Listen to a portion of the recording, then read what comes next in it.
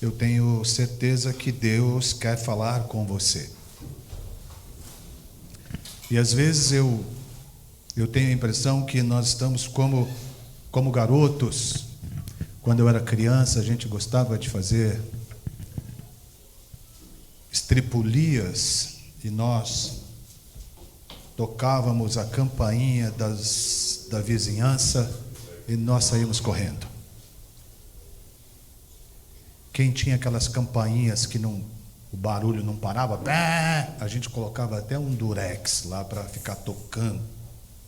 E quando os donos saíam, já não tinha ninguém. Às vezes eu tenho a impressão que no culto nós estamos mais ou menos assim. A gente toca a campainha, fala comigo Deus, mas na hora a gente dá no pé. Ou então estamos brincando de videogame gospel. Conhece videogame gospel?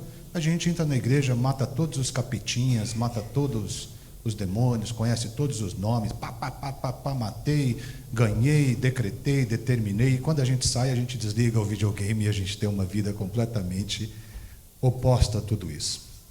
Provérbios 22:6 talvez seja o versículo mais conhecido do livro de Provérbios que nós estamos estudando agora no mês de agosto. São 31 dias do mês de agosto, são 31 capítulos do livro de Provérbios. E vem aqui, não vem me dizer que você não tem tempo para ler um capítulo de Provérbios por dia, porque você gasta mais tempo nas redes sociais, muito mais tempo do que 5 minutos para ler E uma vez um empresário me convidou para ir lá para Jaraguá do Sul, conhecer a empresa dele, ele prestava serviço para a gente. Eu falei assim, eu preciso ver se eu consigo ir e tal. Eu fiz um corpo mole, né? Ele falou assim, James, isso é questão de prioridade. Porque eu falei para ele que não tinha muito tempo. Ele falou, tempo é questão de prioridade. Quando a gente prioriza algo, a gente arruma tempo. Então, priorize pelo menos um pouco. E vou te dar um conselho meio estranho. Não leia muito a Bíblia. Porque tem gente que quer ler de uma vez só a Bíblia toda e não consegue absorver nada. Então, leia esse capítulo de Provérbios, que eu tenho certeza que vai ser uma bênção para a sua vida. Provérbios 22, versículo de número 6. Deixa eu desligar aqui.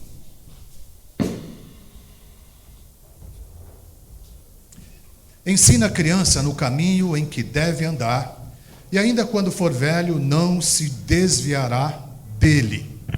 Então a gente entende esse texto mais ou menos assim: leva o menino para a igreja, ensine a Bíblia para ele, porque quando ele se desviar, for jovenzinho, tal, entrar na faculdade e achar que não precisa de Deus, que essa história de Moisés, essa história do Éden, uma história que eu ouvia quando era criança, mas agora que eu cresci, eu não preciso mais e não dá mais para acreditar nessa história da Bíblia.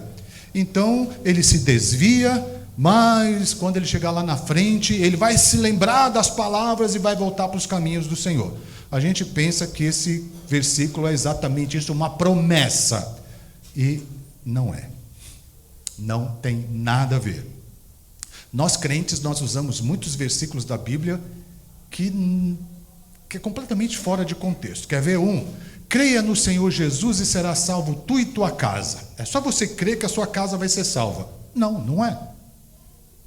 Porque esse texto era um texto específico que falava lá, Silas e Paulo, que estavam saindo da prisão, o carcereiro ia se matar, né? Por quê? Porque ele e a sua família seriam mortos porque os presos fugiram. Então Paulo fala assim, não faça isso, creia no Senhor Jesus e vai ser salvo você e a sua casa, porque nós vamos voltar os presos aí. Porque Davi, os seus filhos, ele creu em Deus e os seus filhos se perderam. Eli creu em Deus e seus filhos se perderam. E quantos exemplos nós temos na Bíblia que se perdeu? Então, esse versículo de Provérbios não é uma promessa. Aliás, o livro de Provérbios não é um livro de promessas, mas sim um livro de sabedoria. Sabedoria. Então, os sábios, os rabinos, os sábios, os pensadores ficavam vendo o que acontecia e falavam, se você seguir esse caminho aqui, já aconteceu com muita gente, e a probabilidade de acontecer com você é muito grande. Eu já contei para vocês uma vez que uma garota, um rapaz, estava namorando uma garota, e ele era muito namorador, já tinha várias namoradas, várias situações, e ele namorava e tal, e ficava com as garotas, depois ele dava a linha. Isso aconteceu várias vezes, era crente, se dizia crente e tal. Aí a garota veio falar comigo: pastor, o que você acha? Porque eu falei: olha, já que você perguntou, eu vou te falar. Eu acho que ele vai usar o seu cartão de crédito, vai te dar uns belos de um amasso, vai abusar de você. Eu não falei bem assim, mas falei: e ele vai pular fora. Por quê? Porque é a experiência que a gente... mas você não acha que Deus pode mudar a vida dele? Eu acho que pode. Mas o que está acontecendo aqui é outra coisa, né? Então a gente não pode assumir um relacionamento acreditando que fulano, se Deus tocar o se, né? Então o se não vale. Então a gente está no mês de sabedoria estudando essa coisa toda, e esses textos todos é uma coletânea de sabedoria. Eu, domingo, acho que exagerei, peguei muitos versículos e falei, e quando eu estava indo embora com a minha querida Silvinha, falei: Silvinha, o que você achou da mensagem, né? E a Silvinha, ela trabalha no ministério aqui da igreja de culto inspirador. A gente quer que a nossa igrejinha seja um pedacinho do céu, e que a pregação seja legal, né? Poxa, que bom, eu pude entender a mensagem do que Deus quis falar para mim. Então eu falei, peguei muitos versículos, ela falou assim: eu estou até meia tonta, né? Com tantos versículos que você passou, eu não consegui absorver bastante. Então eu peguei, talvez agora, que nós estudamos essa semana esse versículo, o 22:6, que é o mais conhecido. Talvez você fale assim: bem, mas eu não tenho filho. Quem sabe um dia você vai ter? Ou quem sabe um dia você vai poder aconselhar algum pai, alguma mãe a respeito desse texto. Então a primeira parte desse versículo fala que é dever dos pais ensinar a criança no caminho que deve andar. Primeira coisa, a gente vai dividir em duas. Primeiro, é dever dos pais. Essa orientação é dirigida aos pais. Ainda que você tenha um filho numa escola protestante, Mackenzie, ou a escola fulana de tal, nossa, aquela escola tem um ensino maravilhoso da palavra, a responsabilidade primeira de ensinar o filho é do papai e da mamãe, segundo o texto. É dever dos pais, ensina a criança no caminho em que deve andar. Na cultura judaica, o primeiro professor dos filhos é o pai. Eles têm um respeito, por isso que um dos mandamentos é: honra teu pai e tua mãe. Eles têm um respeito pelo pai absurdo, porque o pai é o primeiro professor. Então muita gente quer terceirizar, quer transferir essa responsabilidade, e isso é um grande erro. Nenhum jovem, né, nenhum adulto se torna um mau caráter do dia para a noite. É porque a gente vai terceirizando isso, e essa responsabilidade não é do vovô, não é da vovó, não é do titio, é do papai e da mamãe. Ensinar o filho no caminho em que deve andar. O texto diz ensina, mas a ideia aqui é treine o seu filho, treine. Fortaleça bons hábitos no seu filho, que um dia vão servir de orientação, né? De orientação, quando ele estiver crescendo. Faça isso o mais cedo possível. Eu participei de um vídeo, que acho que foi da NET, alguma coisa assim, a respeito aqui numa faculdade em São Paulo, a respeito de criança, de literatura infantil, e eu dizia que o pepino entorta de cedo. E é verdade. Então, ensine e treine o seu filho desde cedo. Na cultura judaica, os pais ensinavam grandes partes da Torá para as crianças desde cedo, ensinando a Bíblia desde cedo. Eu tenho a minha netinha, que vocês sabem, a Rafa, é uma graça, e ela em 2 anos está falando de tudo, ela repete coisas assim, um português sim, tal. Eu falo, nossa, ela ouve as coisas e ela sai repetindo, né? A Bia tem um cachorro que é levado lá, os nossos cachorros. Aí a Bia fala assim: que feio, hein, Chaves, que você fez? Ela: que feio, Chaves, sai repetindo, né? Impressionante. E a gente gosta, ela gosta das princesas, dessas coisas todas. Eu comecei a ver tudo isso, eu falei assim: eu preciso colocar mais Bíblia, mais histórias da Bíblia para minha neta, o tempo que ela ficar na minha casa. Claro que essas responsabilidades são dos pais, mas eu não quero que ela conheça mais de princesa do que princípios da palavra de Deus que vão nortear toda a sua vida. Toda a sua vida. Então, ajude a criança, conte histórias para as crianças, seja criativo para contar histórias bíblicas. Tem gente que quer pegar a Bíblia e ler para uma criança de 2 anos. Olha, presta atenção agora. Claro que não. Eu lembro do pequeno Nicolas, filho da nossa irmã, que a primeira vez que ele veio no culto, era completamente estranho para ele esse ambiente. Um monte de gente ficar aqui 2 horas na igreja ouvindo esse cabeça branca falar, ninguém aguenta. Criança nenhuma. Começa a ir para o ministério infantil. Então, já começa uma linguagem para a criança. Então, essa responsabilidade primeira é do papai e da mamãe. A segunda parte do texto fala assim: no caminho em que deve andar. E aqui tem tido uma discussão muito grande entre os estudiosos, os teólogos, pois no hebraico diz assim, a Bíblia no Velho Testamento, ela foi escrita em hebraico, e no hebraico diz assim: ensina a criança de acordo com o caminho dela, de acordo com o caminho dela. E aqui a gente pode dividir em partes. Alguns pensadores, alguns estudiosos, alguns sábios falam assim: ensine a criança de acordo com as características dela, com a questão etária dessa criança, quantos aninhos ela tem, de acordo com a sua idade para ela aprender. Ensina a criança no caminho dela, respeitando a idade dela, como é que ela vai aprender. Na minha época e do pastor Binho, existia uma coisa que vocês nem imaginam o que é, chamado flanelógrafo. Você fala hoje para os nossos adolescentes, fala para o menino aqui, ó, o que é isso? Eram umas coisas de papel que a gente colava assim numa flanela, num cartão assim, com flanela. Puxa, mas era bonita ver aquelas coisas. Comprava os kitzinhos das histórias e a irmã colocava lá. Jesus andando sobre as águas, e as crianças ficavam assim. Era o que nós tínhamos na época. Então, ensina a criança de acordo com a faixa. Não vai pegar a criança e falar assim: ó, leia a Bíblia, os 66 livros da Bíblia. Começa com genealogia, viu? Uma criança de 8 anos, pega um Davizinho aqui. Davi.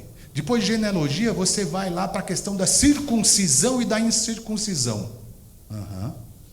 E depois, Davi, você também coloca aí sua opinião sobre predestinação e livre-arbítrio. Então, ensine a criança no caminho dela. Como é que ela vai entender isso? Conta a história. Tem cada professor aqui na nossa igreja que conta umas histórias muito criativas. Eu acho isso demais. Sabe, alguns fazem o pãozinho, outros trouxeram lá o Playmobil para contar a história. Algum irmão faz uma costura, uma irmã, e a criança não vai esquecer daquela história. Sabe que tem crianças aqui que ficam felizes quando o professor tal vai dar aula.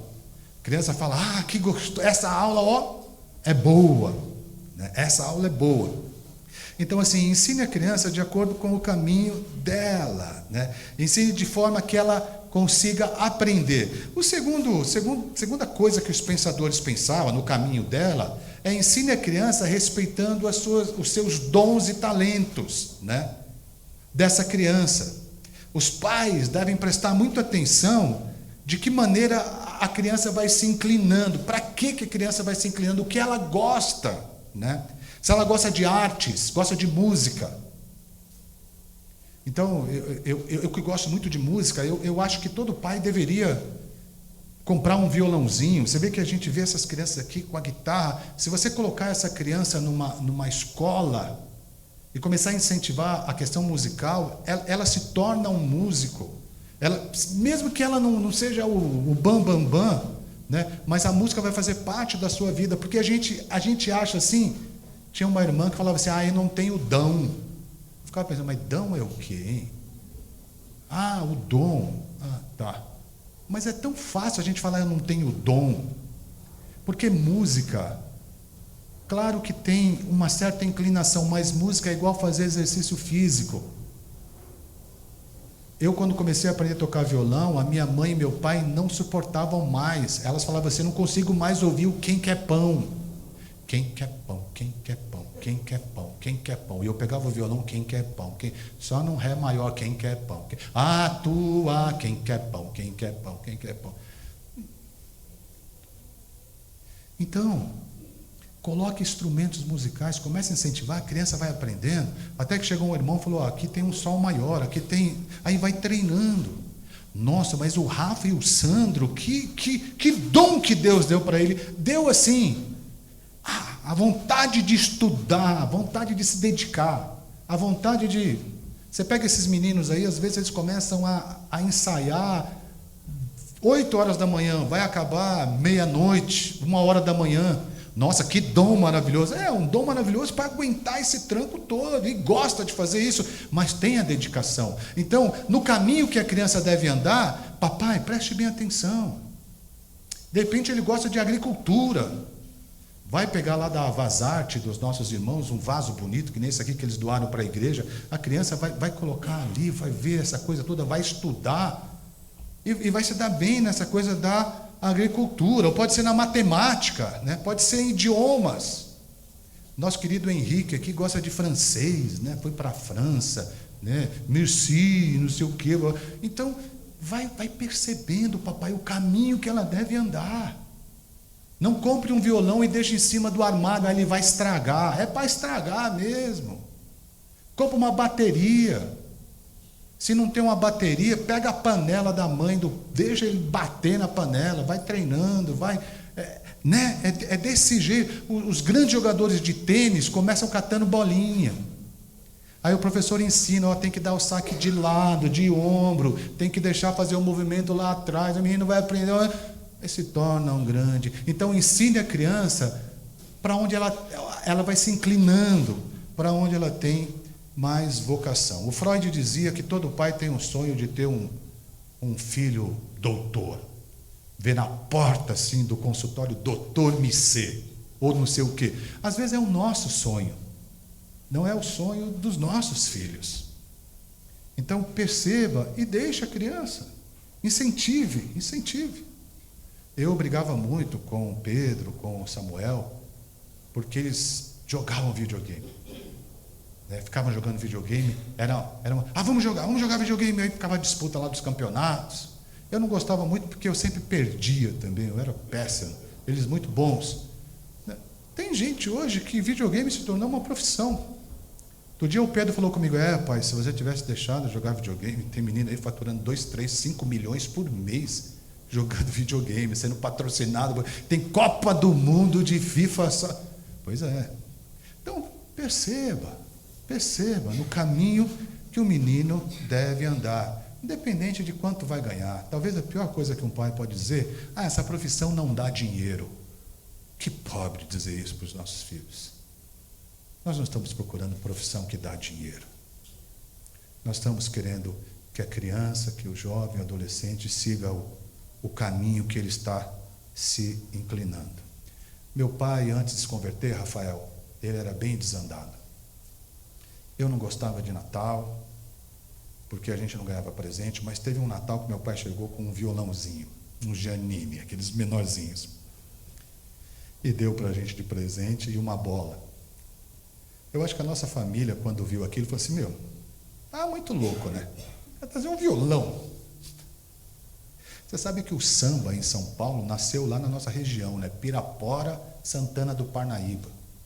Se você pegar aqui o Museu do Samba, você vai ver lá que o samba do Norato, meu pai sempre falava, o samba do Norato começou, era os parentes do meu pai lá. Talvez o meu pai teve uma luz assim, trouxe um violãozinho.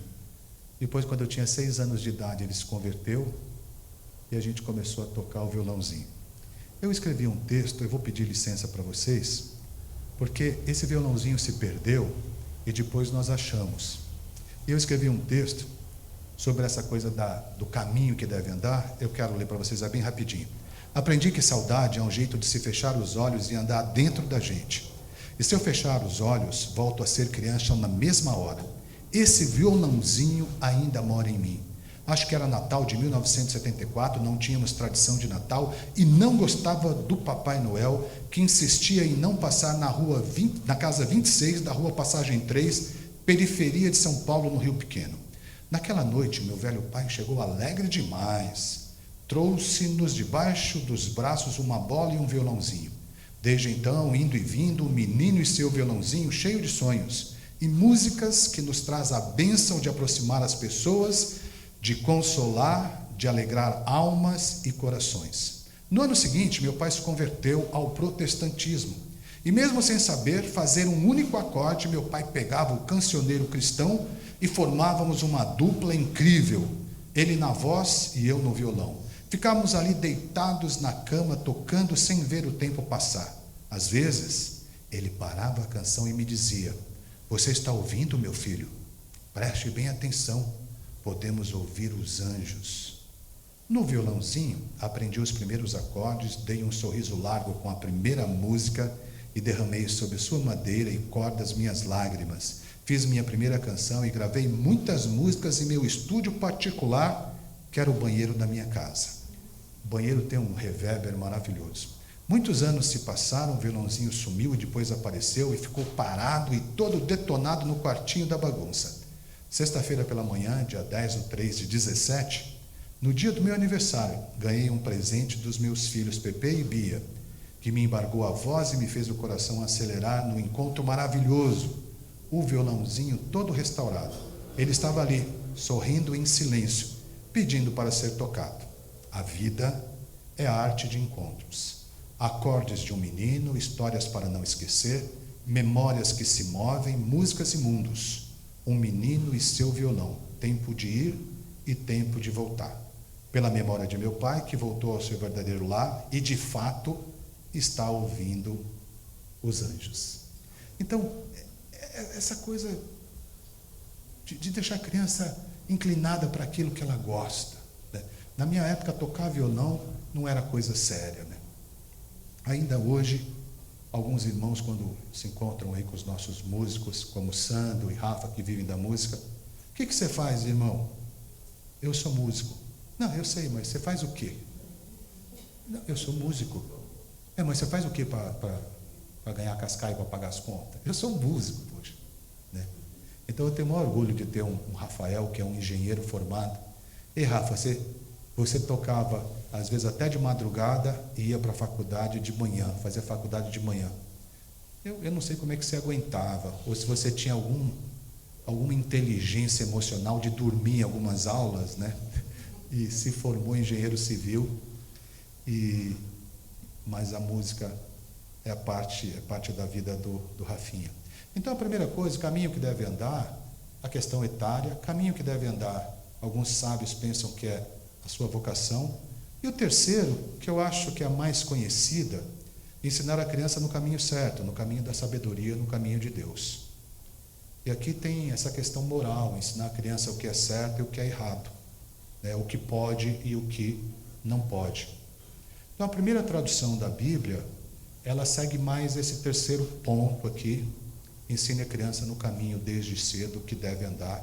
Ensine quem é Deus, ensine quem é Jesus, ensine quem é o Espírito Santo, né? Ensine as crianças através do seu exemplo, papai. Preste bem atenção nisso. Pais que não oram vão ter filhos que não oram. Pais que não leem a Bíblia vão ter filhos que não leem a Bíblia, né? Então, eu acho que esse realmente é a leitura mais correta desse versículo 6 do capítulo 22. Porém, a gente não deve excluir os outros pontos. E para eu encerrar, então, ensine a criança no caminho que deve andar. E o 2, quando for mais velho, não se desviará dele. Então, o texto não está dizendo que é uma promessa, né? Que a criança vai se desviar e lá na frente vai voltar para Deus. Não é isso. Essa parte, não, o livro de Provérbios não quer dizer isso. E sim, é um livro de sabedoria que diz o seguinte: olha, vai ensinando a criança, vai ensinando, ela vai crescendo e ela vai tendo essas referências de Deus e ela não vai se desviar quando for mais velho, porque segue aprendendo. Se for um livro de promessa, olha só o capítulo 22, versículo 11. Olha o que diz o versículo 11. Quem ama a sinceridade e sabe falar bem, terá a amizade do rei. Olha que bênção. Então, se eu for sincero e eu falar bem, eu vou ser amigo do rei, do Lula, do presidente. Ou vou ser amigo do presidente dos Estados Unidos. É uma promessa. Não é isso que o livro de Provérbios está querendo dizer. Como não está querendo dizer que se for mais velho, vai voltar. Não. A ideia é, enquanto a criança vai envelhecendo, ela vai se lembrando do ensino e não vai se desviar dele, né? Um dia essa criança vai ter que decidir, vai ter que escolher o caminho em que ela deve seguir. O caminho que ela aprendeu desde criança, com o exemplo do papai, da mamãe, ou se ela vai escolher um outro caminho, né? Mas mesmo que essa criança escolha um outro caminho, ela não vai se esquecer do caminho que ela foi ensinada. Irmãos, eu fui, como eu já disse, com 6 anos, comecei a frequentar a igreja, meus pais se converteram, e eu já andei longe desse caminho, né? O caminho que eu fui ensinado. Mas eu percebi que algumas pessoas faziam certas coisas que eu não conseguia fazer, porque eu tinha aprendido a respeito deste caminho. Eu vou dizer, mesmo que eu quisesse me tornar um bandido, eu não conseguia. Mesmo que eu quisesse roubar, eu não conseguia, porque os meus pais tinham me ensinado a respeito deste caminho. Uma voz que me acompanhava e uma voz que dizia, não. Então, para a gente encerrar essa passagem, esse versículo que a gente leu, eu já estou terminando. É um encorajamento para a gente ensinar aos nossos filhos no caminho em que deve andar. Pois à medida que eles vão crescendo, a palavra de Deus vai ser uma luz, um farol para eles. Segunda coisa, uma palavra de consolo. Mesmo que seu filho um dia esteja longe deste caminho, não desista do seu filho. Deus pode fazer frutificar aquilo que você ensinou para ele, e um dia esse filho pródigo pode bater na sua porta. Por isso, meu querido, não perca a esperança. E 3, para encerrar, não cesse de pedir a Deus, de orar, para que Deus aplique a instrução que você ensinou para o seu filho. Deus aplique essa mensagem no coraçãozinho dele. Ore pelo seu filho. E lembre-se, como papai, como mamãe, que você tem a função de alcançar os ouvidos do seu filho, ensinando no caminho que deve andar. Mas quem alcança o coração é o Espírito Santo. Vamos ficar de pé?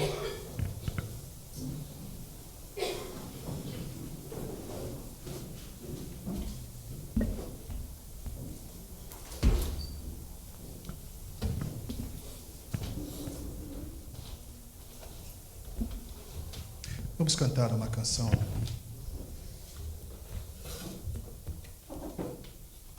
Quantos aqui têm filhos? Me dê um sinal com a mão.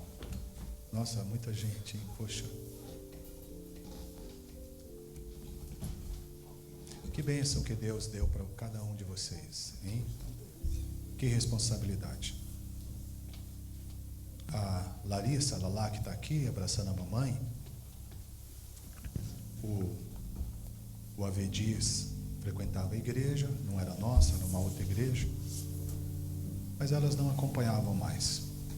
Mas a Larissa, o pai ensinou coisas do caminho para ela. Eu lembro lá, um dos cultos que nós estávamos aqui, você estava sentado por aqui, e você chorava muito. Você disse, essa música que o pastor está tocando, o meu pai me ensinou lá na infância.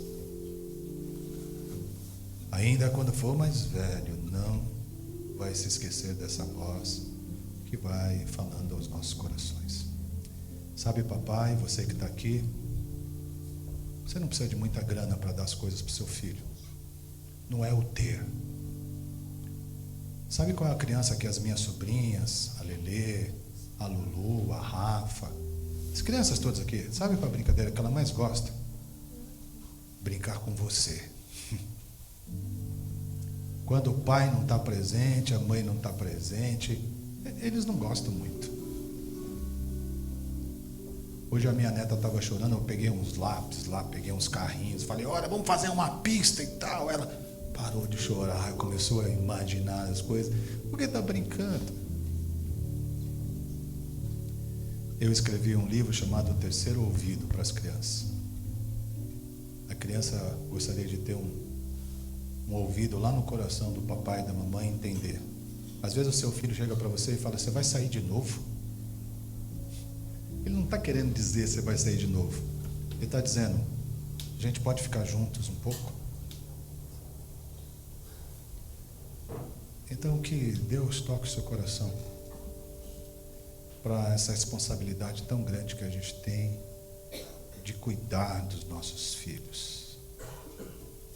E esse cuidado de ensinar esse caminho de Deus. Vamos cantar?